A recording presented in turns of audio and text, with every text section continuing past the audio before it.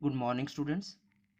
Today, we will begin with a new chapter that is chemistry in everyday life. Now, students, chemistry plays an important role in our daily life. Materials such as soaps, detergents, toothpaste, even medicines and kitchen products all are chemicals which are provided by chemistry.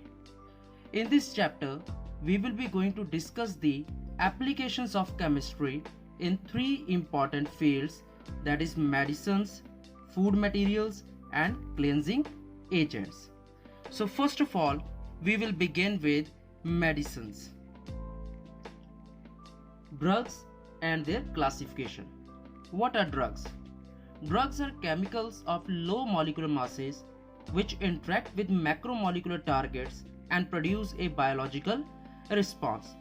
Here, macromolecular targets refer to biomolecules like carbohydrates, lipids, proteins, and nucleic acids which are present in our bodies. So, drugs interact with these biomolecules and they produce a biological response.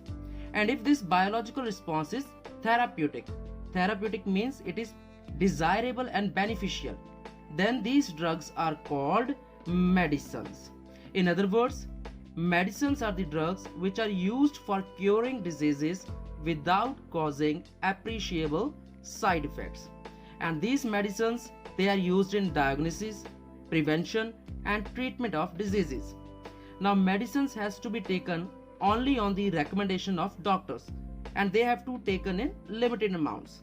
If taken in doses higher than those recommended, then these medicines or drugs, they will behave as potential poisons. Use of chemicals for therapeutic effect is called chemotherapy. In other words, it is a branch of science which uses chemicals for treatment of diseases. Once again, drugs हम उन chemicals को कहते हैं जो हमारी body में biomolecules के साथ रिएक्ट करती हैं और बायोलॉजिकल रिस्पॉन्सेस प्रोड्यूस करती हैं। और अगर ये बायोलॉजिकल रिस्पॉन्स डिजायरेबल है, बेनिफिशियल है, तो इन केमिकल्स को हम मेडिसिन्स कहते हैं जो डिजीज को रोकने के काम आती हैं। लेकिन मेडिसिन्स को डॉक्टर की रिकमेंडेशन पे ही लेना चाहिए और अगर मेडिसिन्स को हम ज़रूरत से ज़्यादा खा लें, ओवरडोज कर लें उनकी, तो वो मेडिसिन्स एक पॉइजन की तरह काम करती हैं, यानी अब वो मेडिसिन्स हार्मफुल इफेक्ट प्रोड्यूस करेंगे। और ड्रग्स की हेल्प से डिजीजेस को दूर करने की जो साइंस होती है उसको हम केमोथेरेपी कहते हैं।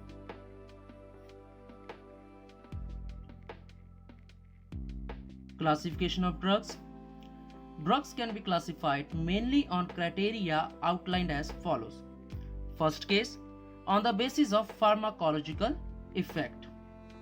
Now students, there are certain medicines which have a particular kind of action on our body. For example, some medicines have a pain-killing effect. That means when taken, these medicines will reduce the pain. All these medicines are classified as analgesics. Similarly, there are certain chemicals which kill or arrest the growth of microorganisms. Such type of drugs are called antiseptics. So basically, in this case, drugs are classified on the basis of their pharmacological effect. Number 2, they can also be classified on the basis of drug action. It is based on the action of a drug on a particular biochemical process. That means how do that drug will affect the particular biochemical process.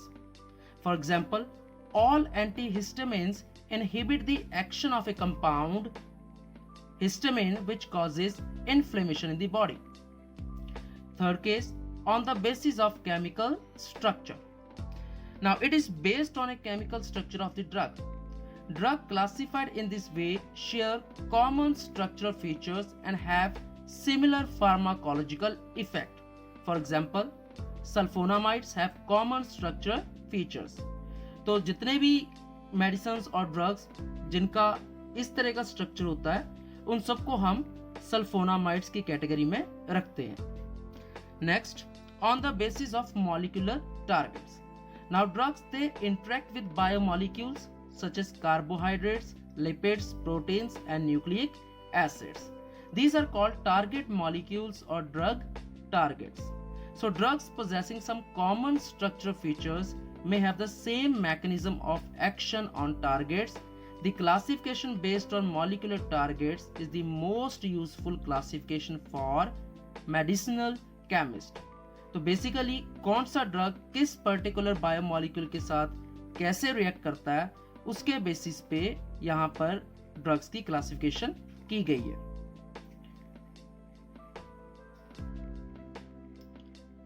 Next topic is drug target interaction. Macromolecules such as proteins, lipids, carbohydrates, nucleic acids, they perform various functions in the body. For example, proteins which perform the role of biological catalyst are called enzymes, and those which are crucial to communication system are called receptors. Whereas carrier proteins carry polar molecules across the cell membrane. Nucleic acids have coded genetic information for the cell.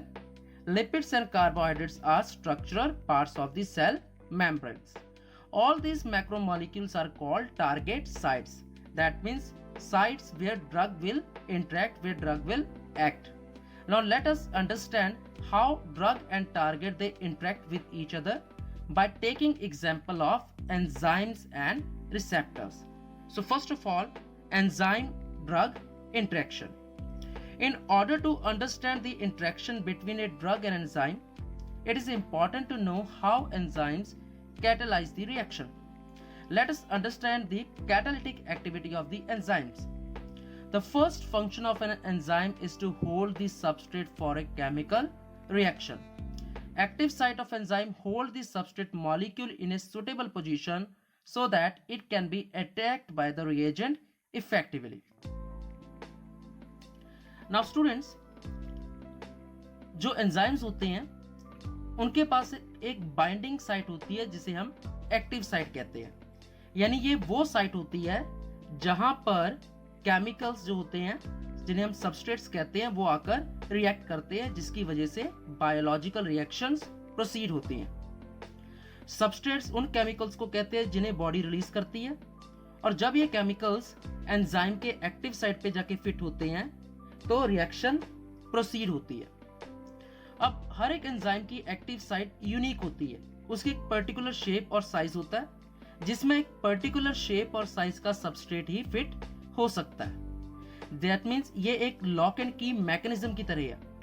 जिस तरह से हर एक ताले के लिए एक particular चाबी होती है, वैसे ही हर एक एंजाइम की एक्टिव साइट के लिए एक पर्टिकुलर सबस्ट्रेट होता है, और ये सबस्ट्रेट एंजाइम की एक्टिव साइट पे बाइंड हो जाता है और एंजाइम इसे एक पर्टिकुलर पोजीशन पे होल्ड करता है, जिसकी वजह से रिएजेंट इस पे अटैक करता है और रिएक्शन प्रोसीड हो जाती है.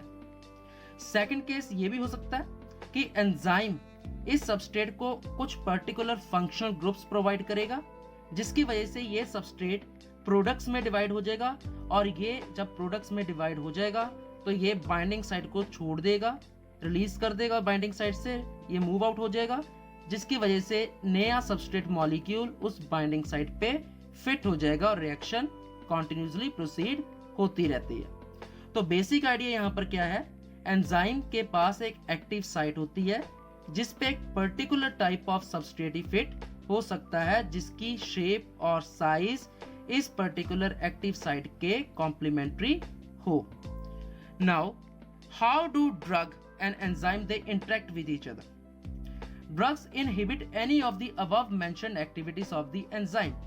Drug, अभी जो हमने ऊपर एक्टिविटीज पढ़ी थी कि एंजाइम और सबस्ट्रेट के जो रिएक्शंस होते हैं, ड्रग्स इन रिएक्शंस को इनहिबिट कर सकता है. ड्रग किसी भी एंजाइम की बाइंडिंग साइट को ब्लॉक कर सकता है, और अगर साइट ब्लॉक हो जाएगी तो सबस्ट्रेट बाइंड नहीं हो पाएगा, जिसकी वजह से कैटालिटिक एक्टिविटी रुक जाएगी.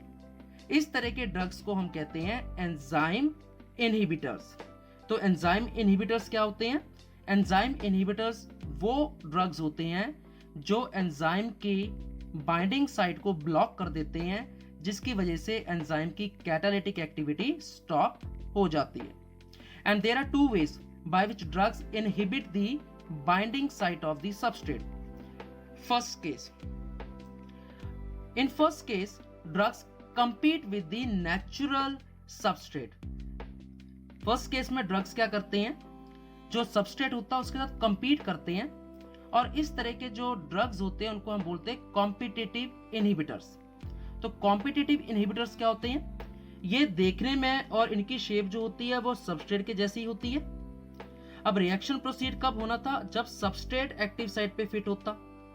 लेकिन इस केस में क्या होगा कि सबस्ट्रेट की जगह जो ड्रग है वो एक्टिव साइट पे फिट हो जाता है, वो एक्टिव साइट पे जाकर फिट हो जाता है, बैठ जाता है, जिसकी वजह से जो सबस्ट्रेट है उसके लिए एक्टिव साइट अवेलेबल नहीं रहती है और रिएक्शन स्टॉप हो जाता है, कैटालिटिक एक्टिविटी रुक जाती है। इस तरह के इनहिबिटर्स को हम कहते हैं कैटालिटिक और कॉम्पिटिटिव इनहिबिटर्स, यानी ये कंपीट करते हैं सबस्ट्रेट के साथ और खुद सबस्ट्रेट की जगह एंजाइम की एक्टिव साइट को बाइंड कर देते हैं, जिससे एक्टिव साइट ब्लॉक हो जाती है और रिएक्शन स्टॉप हो जाता है। Second case, in second case drugs do not bind to the active site of the enzyme.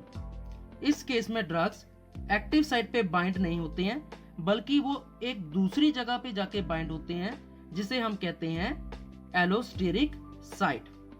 ये जो साइट है इसे हम कहते हैं एलोस्टेरिक साइट। इस केस पे जब ड्रग्स जो इनहिबिटर है, जब वो इस केस पे जाकर अटैच होगा, फिट होगा, तो उसकी वजह से जो एंजाइम की एक्टिव साइट होती है उसकी शेप चेंज हो जाती है। यानी जब इनहिबिटर एलोस्टेरिक साइट पे जाके अटैच होता है, बाइंड होता है, तो उसकी वजह से एंजाइम की एक्टिव साइट चेंज हो जाती है, उसकी शेप चेंज हो जाती है, जिसकी वजह से सबस्ट्रेट इस शेप में फिट नहीं हो सकता, क्योंकि सबस्ट्रेट इस वाली शेप में फिट होने वाला था, जैसे कि एक क्लॉक में चाबी फिट होती है। अगर इस एक्टिव साइट की शेप ही चेंज हो जाएगी तो उस पे वो सबस्ट्रेट फिट नहीं हो पाएगा, यानी रिएक्शन प्रोसीड नहीं हो पाती है। तो ये जो इनहिबिटर ड्रग्स हैं ये एलोस्टेरिक साइट पे फिट होते हैं, जिसकी वजह से एंजाइम की शेप चेंज हो जाती है और रिएक्शन स्टॉप हो जाता है। और अगर ये एंजाइम और एक्टिव साइट के बीच में जो रिएक्शन है, अगर ये इंटरेक्शन काफी स्ट्रांग हो, क्योंकि एंजाइम और जो सबस्ट्रेट्स हैं वो आपस में किस तरह से बाइंड करते हैं, they can bind with any of the following interactions. They can bind through ionic interactions, they can bind through hydrogen bonding, they can bind through dipole dipole interaction और van der Waals forces of attraction. तो इनमें से किसी भी forces से वो bind कर सकते हैं। और अगर ये बॉन्ड कोवलेंट बॉन्ड हुआ जो काफी स्ट्रांग होगा, तो उसकी वजह से इनहिबिटर परमानेंटली एक्टिव साइट को ब्लॉक कर देगा, जिसका मतलब रिएक्शन स्टॉप हो जाएगा।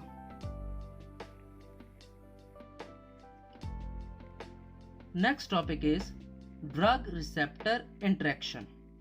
What are receptors? Receptors are the proteins that are crucial to the body's communication process. Majority of these are embedded in cell membranes. Receptor proteins are embedded in the cell membrane in such a way that their small part possessing active site projects out of the surface of the membrane and opens on the outside region of the cell. तो basically receptors उन proteins को कहते हैं जो communication में help करते हैं, और ये जो रिसेप्टर्स होते हैं ये सेल मेम्ब्रेन में एम्बेडेड होते हैं, और इनका थोड़ा सा हिस्सा जो होता है वो सेल मेम्ब्रेन के बाहर होता है, और उसी हिस्से में इस पर्टिकुलर रिसेप्टर की बाइंडिंग साइट होती है, जहां पर केमिकल्स ने बाइंड होते हैं, जहां पर केमिकल्स आगे। Now in order to communicate our body, it releases particular chemicals, and these chemicals they communicate message between two neurons or between neurons and muscles. Such type of chemicals are called chemical messengers. तो हमारी body किस तरह से communicate करती है, वो कुछ ऐसे केमिकल्स रिलीज करती है जो केमिकल्स मैसेजेस को कन्वे करते हैं न्यूरॉन्स के बीच में या न्यूरॉन्स एंड मसल्स के बीच में। अब वो किस तरह से करते हैं कन्वे, वो हम थोड़ा सा देखते हैं। इस केस में क्या होता है कि जो केमिकल मैसेंजर होता है, वो केमिकल मैसेंजर जो रिसेप्टर है उसकी बाइंडिंग साइट पे आके बाइंड हो जाता है, और जब वो उसकी बाइंडिंग साइट पे आके बाइंड हो जाता है उस टाइम के लिए रिसेप्टर की बाइंडिंग साइट की शेप जो है वो चेंज हो जाती है और वो मैसेज कन्वे कर देता है। और जब वो मैसेज कन्वे कर देता है तो वो केमिकल मैसेंजर अपनी प्लेस रिलीव कर देता है, उसको छोड़ देता है, और उस टाइम पे जो रिसेप्टर था उसकी एक्टिव साइट अगेन अपनी शेप रिगेन कर लेती है, जिसकी वजह से वो साइट न्यू केमिकल मैसेंजर को बाइंड कर सकती है, और इस तरह से रिएक्शन जो है वो कॉन्टिन्यूसली प्रोसीड होता है। There are a large number of different receptors in the body that interact with different chemical messengers. तो हमारी बॉडी में कई तरह के रिसेप्टर्स होते हैं, कुछ विजन के लिए होते हैं, कुछ टच के लिए, कुछ स्मेल के लिए, कुछ टेस्ट के लिए, जो different type of chemical messengers के साथ रिएक्ट करते हैं। And these receptors they show selectivity for one chemical messenger over the other because of their binding sites have different shape, structure and amino acid composition. और ये जो receptors है, ये सभी रिसेप्टर्स हर एक केमिकल मैसेंजर के साथ बाइंड नहीं कर सकते, ये एक सिलेक्टिवली एक particular type of chemical messenger को ही बाइंड कर सकते हैं because of their shapes, structures and amino acid composition. यानी ये भी एक लॉक एंड की मैकेनिज्म की तरह ही है कि हर एक रिसेप्टर के लिए एक पर्टिकुलर टाइप ऑफ मैसेंजर ही होता है।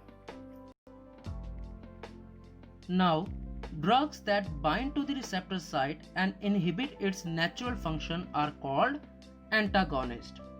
These are useful when blocking of messages required.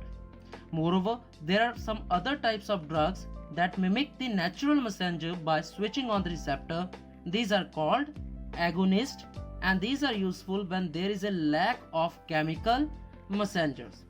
तो बेसिकली वो ड्रग्स जो रिसेप्टर साइट पे बाइंड होके उसके नेचुरल फंक्शन को इनहिबिट कर देते हैं, रोक देते हैं, उन ड्रग्स को हम कहते हैं एंटागोनिस्ट, और ये हम तब कंज्यूम करते हैं जब मैसेजेस को ब्लॉक करना हो। सिमिलरली वो ड्रग्स जो एक नेचुरल मैसेंजर की तरह बिहेव करते हैं उनको हम एगोनिस्ट कहते हैं, और ये ड्रग्स तब यूज किए जाते हैं जब बॉडी किसी वजह से सफिशिएंट केमिकल मैसेंजर्स को प्रोड्यूस नहीं कर पाती है।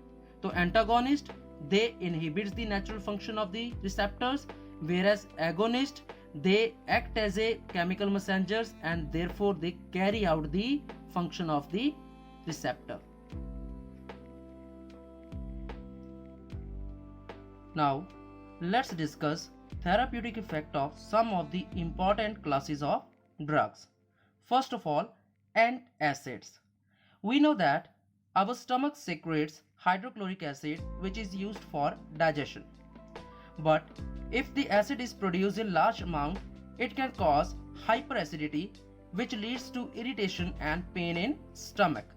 Therefore, the drugs which neutralizes hyperacidity are called antacids. For example, baking soda, aluminum hydroxide or magnesium hydroxides. They treat the symptoms but not the cause.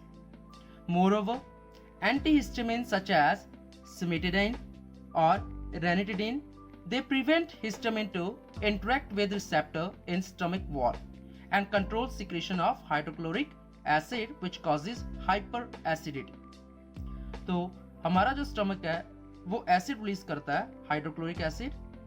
अगर वो ज़्यादा अमाउंट में acid release करता है उसकी वजह से स्टमक में पेन होती है और इरिटेशन होती है। तो उस एसिडिटी को न्यूट्रलाइज करने के लिए जो ड्रग्स हम खाते हैं उन्हें हम कहते हैं antacids.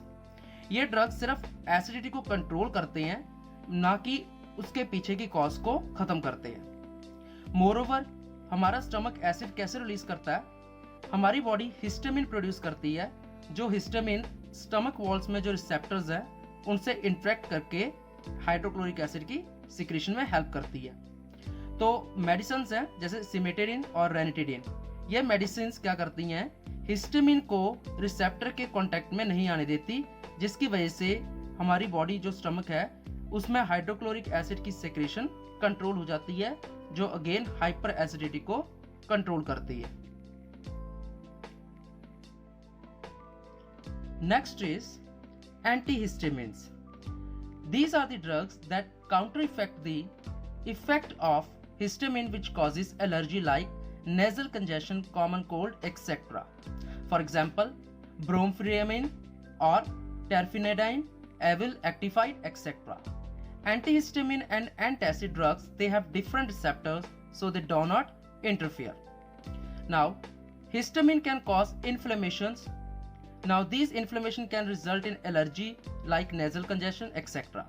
So the drugs which are used to counteract the effect of histamine are called antihistamines. Next class is tranquilizers. These are the drugs that are used for the treatment of stress, mild or even severe mental diseases which relieve anxiety and depression. For example, Equanil, Valium, Serotonin, etc. Next class is hypnotics. Now we know that sleeping pills helps us to sleep. Now these sleeping pills, they are made up of drugs called hypnotics. So hypnotics are sleep inducing drugs which are essential components of sleeping pills, for example Chloroquine and Campos. Next topic is analgesics. We know that the drugs which help us to suppress the pain or reduce the pain are called analgesics. Now there are two types of analgesics. One is non-narcotic, that is non-addictive analgesics, and second is narcotic, that is addictive analgesics. First case, non-narcotic analgesics. These are the drugs which reduce or remove pain without causing unconsciousness. यानी non narcotic analgesics के case में जो pen होती है वो reduce होती है without causing unconsciousness. Person उसी तरह से रहता है, सिर्फ पेन सप्रेस हो जाती है. For example paracetamol, aspirin, Crocin etcetera. अब यहाँ पर एक पॉइंट और भी है. एस्पिरिन एंड क्रोसिन ना सिर्फ एनाल्जेसिक्स का काम करती हैं बल्कि एस्पिरिन एंड क्रोसिन टेम्परेचर यानी फीवर को भी कंट्रोल करती हैं. इसलिए aspirin and Crocin anti pyretic भी हैं. तो एंटी पायरेटिक हम उन ड्रग्स को कहते हैं जो फीवर को रिड्यूस करते हैं. तो aspirin and Crocin are both analgesics as well as anti pyretic. Moreover आपने सुना होगा कि एस्पिरिन जो होती है वो जो हार्ट अटैक के पेशेंट होते हैं उनको देते हैं, क्योंकि एस्पिरिन ब्लड को थिन कर देती है, जिससे ब्लड की फ्लो जो होती है, मूवमेंट जो होती है वो सही ढंग से होती है. It prevents anti blood clotting action to prevent any kind of heart attack. Next is narcotic analgesics. These are also known as addictive analgesics, and these are the drugs which are habit forming pain reliever and induce sleep.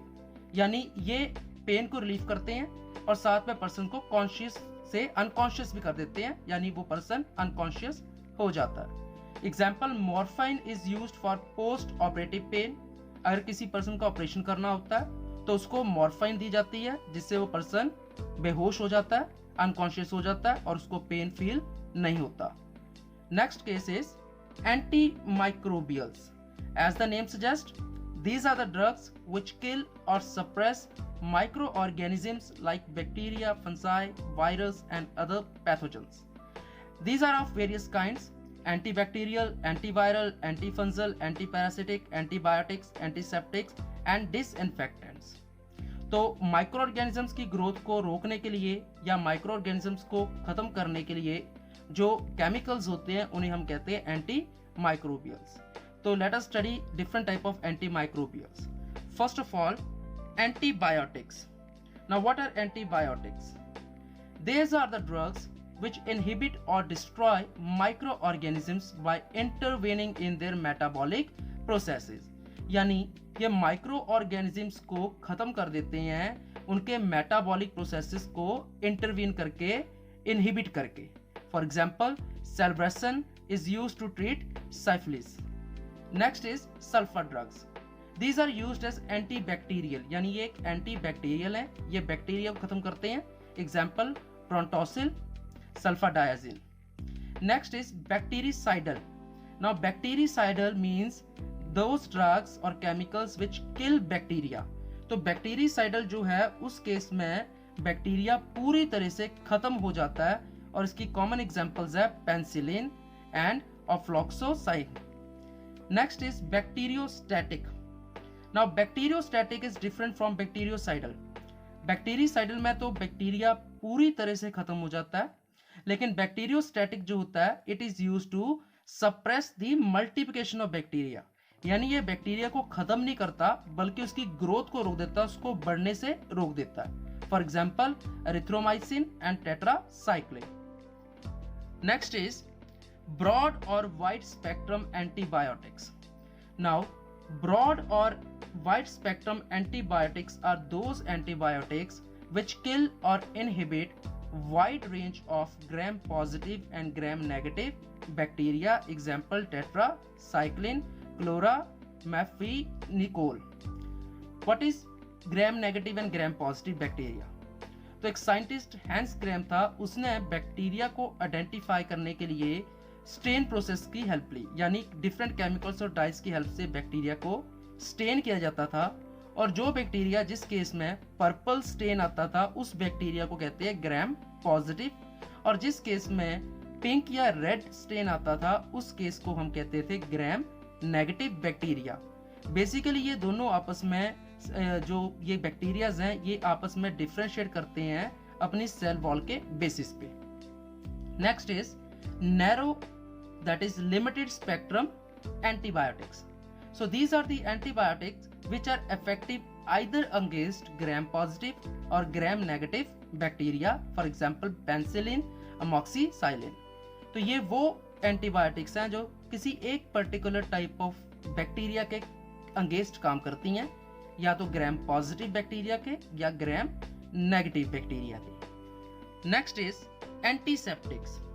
Now antiseptics are those antimicrobials which prevent the growth of microorganisms on living tissues such as wounds, cuts and ulcers. यानी ये हमारी body पे किसी भी तरह के जो जख्म होते हैं, कट्स होते हैं, उनके ऊपर अगर कोई माइक्रो ऑर्गेनिज्म जो है वो फॉर्म हो रहा होता है या ग्रो हो रहा होता है, उसको रोकने का काम करते हैं. यानी ये एक्सटर्नल यूज के लिए बॉडी पे लगाने के काम आते हैं. They do not harm tissues. For example soframycin, furacin, Dettol और phenol. Now, what is the composition of Dettol? Now, Dettol is made up of two chemicals, that is chloroxylenol and terpineol. Moreover, 0.2% phenol is used as an antiseptic, and we have also studied that tincture iodine, that is iodine alcohol, it is also used as antiseptic. Dilute solution of boric acid is used for eye wash. जो आईटोन्स हम use करते हैं अपनी आंखों को wash करने के लिए, वो बोरिक एसिड का डाइल्यूट सॉल्यूशन होता है. और ये जितने भी तरह के हमने जो अभी केमिकल्स के बारे में जो पढ़ा है वो सारे के सारे एंटीसेप्टिक्स हैं. Next, disinfectants. Disinfectants are the antimicrobial which are used to kill microorganisms from non-living things. That means they cannot be applied to tissues, but they can be used to kill microorganisms from non-living things. That is, they can be used for killing microorganisms from floors of hospitals or sick rooms, drains, etc. तो antiseptics जो थे उन्हें हम अपनी body पे लगा सकते हैं, लेकिन डिसइंफेक्टेंट्स को हम अपनी बॉडी पे नहीं लगा सकते बिकॉज वो ज़्यादा पावरफुल होते हैं और वो टिश्यूज को हार्म कर सकते हैं. Now phenol. Phenol can act both as antiseptic as well as disinfectant. 0.2% phenol, it can be used as an antiseptic, whereas 2% phenol is used as disinfectant. Now, last category of drug is anti-fertility drugs. Now, these are the drugs which prevent the birth of the child. For example, norethindrone or novestrol.